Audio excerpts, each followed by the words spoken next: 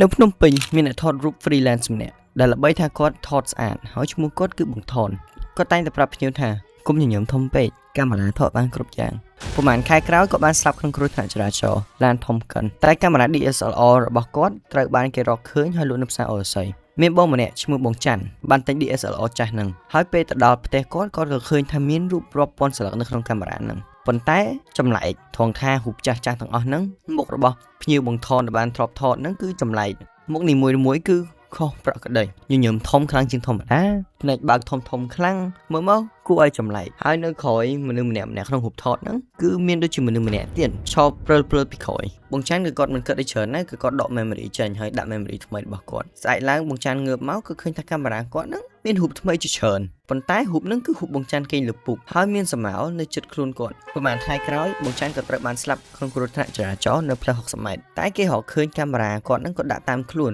ហើយក៏អត់មានបាក់បែកអីដែរប៉ុន្តែមានអ្នកលួចកាមេរ៉ាហ្នឹងទៅដល់ឥឡូវហ្នឹងគេអត់ដឹងថាកាមេរ៉ាហ្នឹងនៅដៃអ្នកណាទេប៉ុន្តែមួយគឺជឿថាម្ចាស់គឺត្រូវដូររហូតអញ្ចឹងបើអ្នកនរគ្នាទិញកាមេរ៉ាមួយទឹកសុំមើលឲ្យស្រួលបួមុនទិញ